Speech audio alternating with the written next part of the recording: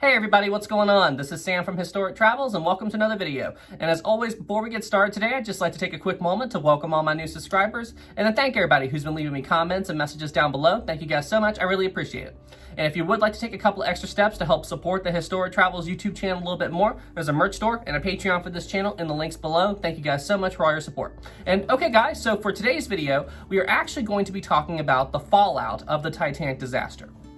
Now, what do I mean by this? Well, essentially what we're going to be talking about in this video is the events that occurred after the RMS Titanic went down. So essentially, we're going to be talking about everything that happened from the time the Carpathia picked up the Titanic's passengers to the time when the Carpathia arrived in New York. We're going to be talking about the media and what the media was doing with the Titanic disaster. We're going to be talking about the inquiries and what all became of that. We're also going to talk about Bruce Ismay a little bit, so consider this the part 2 to the Ismay video. And we're also going to be discussing the actions of the White Star Line and what they did or didn't do for the Titanic survivors and victims and families of the disaster that was the Titanic. And we're also going to discuss the changes that occurred in maritime sea regulations because of the Titanic disaster. So we do have a lot to cover in this video. All right, guys, well, hey, without any further ado, let's get into today's topic. The story of everything that happened following the Titanic disaster begins on the morning the Titanic sank as the RMS Carpathia was rescuing the Titanic survivors in the lifeboats surrounding the site of where the RMS Titanic went down. Now, once all of the Titanic's passengers began arriving on the decks of the Carpathia, they began receiving medical attention from all the personnel on board the RMS Carpathia. Now, one of the Titanic's passengers that happened to come aboard on this morning was none other than J. Bruce Ismay, the head of the White Star Line. Now, one very important thing to realize about Ismay, even though Ismay was the head of the White Star Line, it really wasn't that uncommon for him to travel on a brand new White Star Line vessel for its maiden voyage. He liked to do this because he could see how the vessel was performing, he could see what the public thought on the new ship, so it really wasn't that unusual for him to be on board the Titanic during its maiden voyage. He did the same thing with the Titanic's sister ship, the RMS Olympic, so it really was no surprise that he happened to be on board the Titanic during its maiden voyage. Now, one very important thing to understand about Ismay. In the official inquiries into the Titanic disaster, Ismay was basically cleared of all fault in having anything to do with the Titanic disaster. However, in the eyes of the public, his reputation was destroyed. He basically never got his reputation back after the Titanic disaster occurred. In the public's eyes, he was basically the definition of what you don't want to be. As far as the public was concerned, they hated him because he happened to get off the Titanic while there was still women and children on board. He was seen as a coward. He was seen as scum. How could you leave the Titanic and leave women and children on board the ship? That's honestly how the public viewed him. Now, I honestly think this opinion of him is very much unfair because it seems, based on the evidence, that there was an empty seat available in that lifeboat and there were no women and children around in the lifeboat that he escaped the Titanic. So he simply just hopped into the boat without even really thinking about it. But, that isn't something that everybody knew back then. And in the public's view, it's like, by him surviving, he took a seat from an innocent woman or child, which was the very definition of a coward. How could you do such a thing? So in the public's eyes, Ismay's reputation would be forever tainted by the sinking of the RMS Titanic.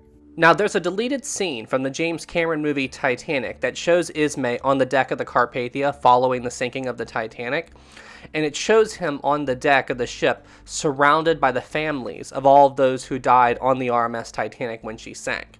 Now, to the best of my knowledge, I don't believe this event really happened in history, but still, I think this scene does a great job in showing Ismay and what the general public thought of him following the sinking of the Titanic. I will roll the clip.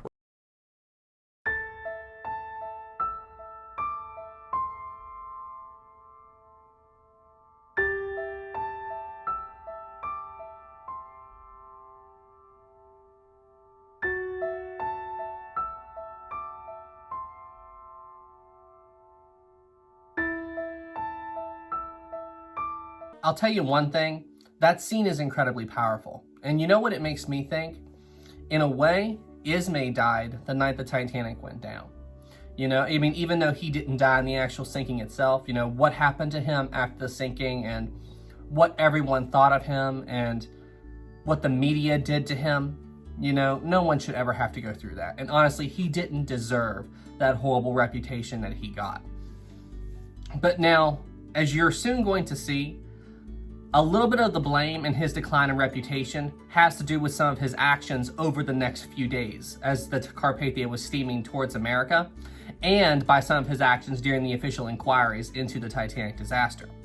So you see, as the Carpathia was taking the Titanic survivors to America, the Carpathia was getting bombarded with all of these message requests on the ship's radio asking for details about what happened with the Titanic disaster. Now, a lot of these messages were coming from, journalists, newspaper companies, wanting to know what was going on. They wanted to know the story of the Titanic. But you see, the captain of the Carpathia had ordered the wireless guys to not talk to the media. Any wireless communications you send, just send personal letters from the Titanic's passengers and just transmit a list of survivors of the Titanic disaster. Don't talk to the press about story, don't talk to them about anything. So as you can imagine, the media was going absolutely nuts trying to figure out what was going on, and they were trying to get as much information as possible over the following days while the Carpathia was steaming to New York City. So that meant that they were listening to all the messages the Carpathia was transmitting out while the ship was steaming towards New York. Now, among all these messages that were picked up, Ismay had sent a few messages to the White Star Line, and this is one big reason as to why his reputation quickly declined. In these messages, he essentially told the White Star Line to have another ship ready to take him and all the staff of the White Star Line off the Carpathia, get them onto this other ship, and get them back to the UK as quickly as possible. So that made the public think that he was trying to slip away from America before the police or anybody could get their hands on him. Doesn't look good at all. And what makes him look even worse is in these letters, he started signing his name backwards. So instead of signing it Ismay, he started signing it Yamsley, or Yamsey, whatever, So that made everybody think he was trying to cover up the fact that he was trying to slip away from America as quickly as possible. So yeah, that didn't look very good in terms of preserving his reputation following the Titanic disaster.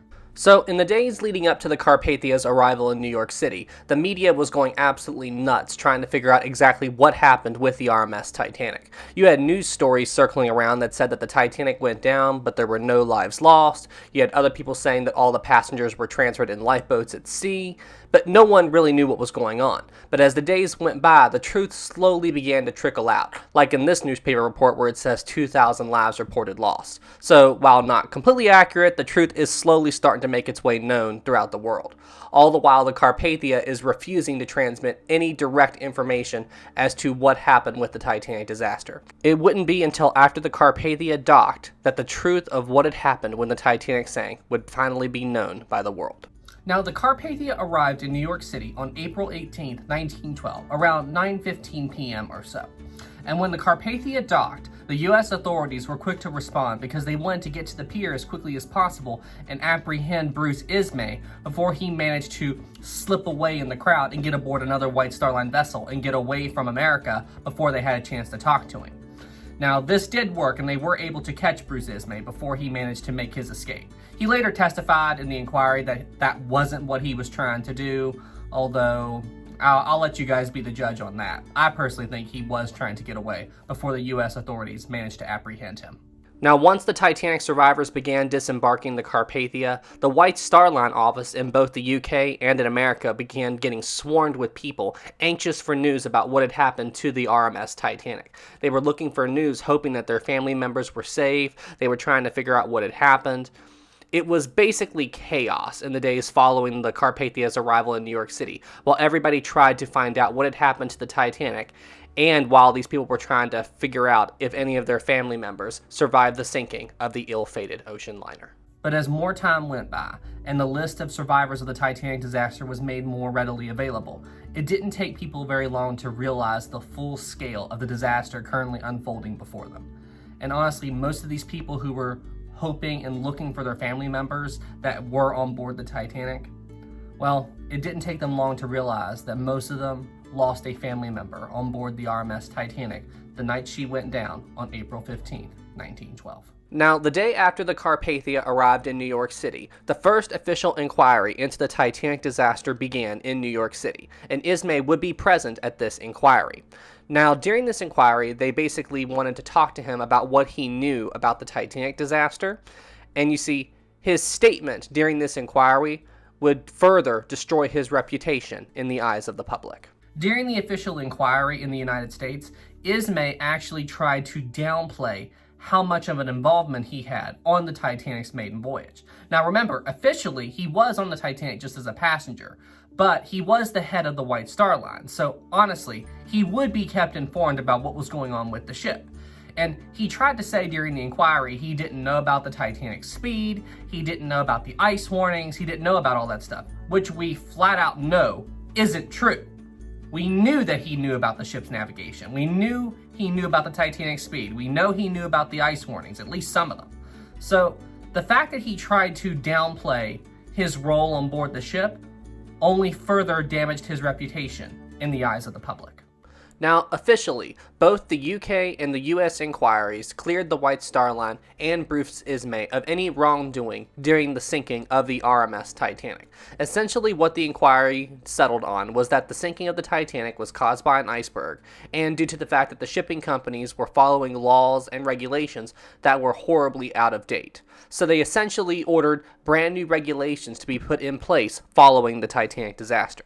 Some of the new regulations that they put in place were enough lifeboats for everybody on board, 24-hour radio watch, meaning that there couldn't be any ships around that didn't have a radio operator on board 24/7. And they also set up the International Ice Patrol, meaning that these would be ships that would go out and monitor icebergs and report their position to other ships that may be in the area. Now, because the inquiry ruled that the White Star Line wasn't at fault for the sinking of the RMS Titanic, that also means that the White Star Line wasn't responsible for paying for damages or hardship inflicted on the survivors of the Titanic disaster or their families. And if you think that's bad, well, I mean, you also have to think about what this did to the families of the Titanic disaster. You know, these people now had to deal with not only the loss of their loved ones, but a lot of these immigrants were sailing on the Titanic with everything they owned in the world. And when the ship went down, they lost everything. And because of this ruling, that meant that they weren't going to get anything for this horrible event that happened to them. I think that's simply awful. And you see, these people had no choice but to sue the White Star Line. And suing is exactly what they did. Now, the White Star Line was well defended and ready for the eventual lawsuit that would come from all the passengers and family members who were on board the RMS Titanic.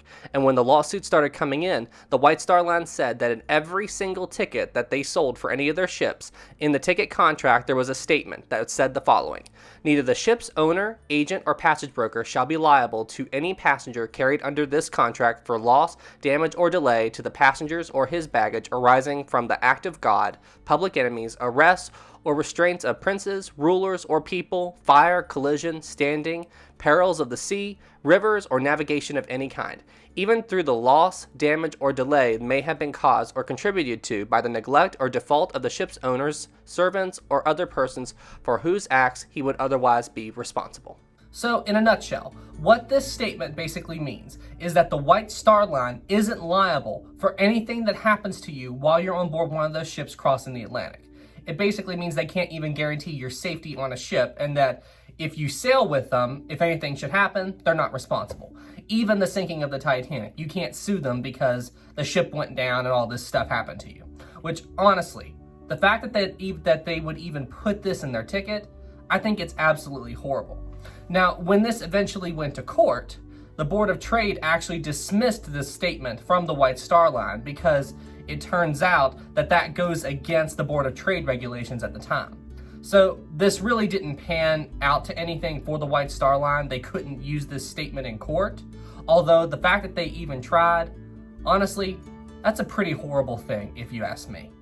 Now, if you think that was the only thing the White Star Line did to try to get out of all of these lawsuits, well, let me tell you, they did something else. And honestly, I think this is just as bad, maybe even worse than that little statement they put into the ticket. You see, what the White Star Line did was they sent representatives to the hospitals where Titanic survivors were being treated. And while these people were, on medicine or mentally handicapped due to the trauma that they experienced on board the Titanic, they were essentially manipulated and tricked into signing papers stating that they wouldn't sue the White Star Line in exchange for 25 pounds. I honestly have no words for how disgusted I am at that. I mean, I've heard of companies trying to do these weird loopholes in order for them to get out of weird lawsuits, just like the White Star Line did with that ticket contract. And while I think it's horrible, I do know that kind of thing happens. But the fact that the White Star Line would send representatives to hospitals of mentally handicapped victims of the Titanic disaster and trick them into signing papers that basically says they wouldn't sue. I mean, seriously, how low can you get? That's absolutely horrible in my opinion, and I honestly cannot believe that actually happened. But there is plenty of testimony and evidence out there that says that this truly did happen to some of the victims of the Titanic disaster. So in the end, essentially what happened with all of these lawsuits, when these people first started suing the White Star Line, they were trying to get somewhere between $13 and $16 million. And then essentially that would be spread out among all the victims of the Titanic disaster. But in the end, the court settled to only $664,000 that the White Star Line would have to pay to all the victims of the Titanic disaster. And honestly, once you divide that up among all the survivors, that's not a lot of money. And then the courts actually said that we're not opening this case up again, and this is the final verdict, period. So the survivors of the Titanic did get something, but still, I think for the cost that they paid and everything that happened to them on the night the Titanic went down, they should have gotten a lot more than what they did. So, in conclusion, I do not blame Ismay or the White Star Line in the actual sinking of the RMS Titanic. The crew on board the Titanic did their job admirably, and honestly, they didn't know that their actions that night were putting the ship in mortal danger. They were just following practices that they thought were safe because, this is what they had been taught and the practice that they had been doing their entire careers. So, they had no way to know that what they were doing was going to eventually lead to the sinking of the Titanic. Although, I do blame Ismay and I do blame the White Star Line in the events after the sinking of the Titanic. I blame Ismay in those weird messages he sent from the Carpathia trying to get another ship ready for him so as soon as he got to America, he could get on this other ship and get right back to the UK. I blame him for that, especially that whole thing about spelling his name backwards. I mean, come on, man. And the other thing I blame him on is how he tried to downplay his role on board the Titanic during the U.S. inquiries. I mean, he tried to say that he didn't know about the Titanic's speed, he didn't know about the ice warnings. Come on, man. You're the head of the company. You know perfectly well what's going on your ship. So quit trying to lie and downplay your role. Just fess up and face the music and talk about what you know. It's all you gotta do. And I do blame the White Star Line in their horrible actions for the Titanic survivors and victims. Trying to put that little statement in the ticket saying that they weren't responsible and they weren't liable for anything that happened at sea. Trying to say that they don't owe the Titanic survivors any money to help them out after the disaster. I mean, come on. And that also that whole thing about how they went to the hospitals where Titanic survivors were being treated and tried to manipulate them into signing papers saying they wouldn't sue. I mean, seriously, how low can you possibly get? So, in conclusion, I don't blame anybody for the disaster of the Titanic. It was just a horrible accident. A bunch of things added up to create the perfect disaster. Although, I do blame them for all their actions after the sinking of the Titanic and what they did to all the victims of the Titanic disaster.